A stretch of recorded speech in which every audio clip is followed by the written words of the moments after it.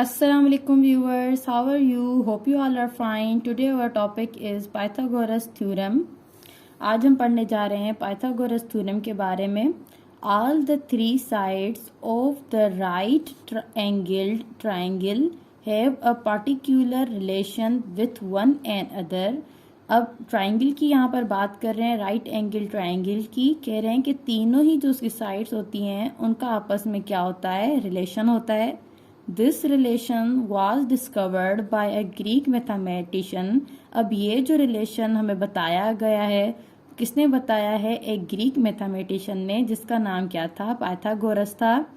और ये 2500 साल पहले इसने हमें ये बताया था. Hence it is named as, और इस थ्योरम को हम किस नाम से पहचानते हैं? पाइथागोरस थ्योरम के नाम से. He thought of discovering it when he observed a strange full method adopted by the Egyptians to measure the width of a river Nile with the help of a triangle formed by the chain. अब इसको ये दिमाग में कब आया, इसने कब सोचा कि मुझे ये फार्मूला जो है वो इजाद करना चाहिए?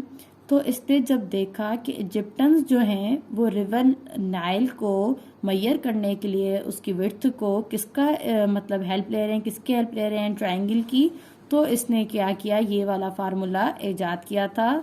तो there is no other publications of the Pythagoras available in any book. अब यहाँ पर जो है ऐसा कोई पाइथागोरस जो आदमी था उसका और कोई ऐसी चीज़ नहीं उसने इजाद किया, कोई ऐसा और कारनामा उसने नहीं दिया जो कि आपको और बुक्स में पढ़ने को मिले. सिर्फ उसने यही पाइथागोरस थ्योरम दिया था जो कि आपको बुक्स में पढ़ा जा सकता है. और उसने साइंस वर्ल्ड में सिर्फ एक यही काम किया है, इसके अलावा और उसने ऐसा कोई काम नहीं किया.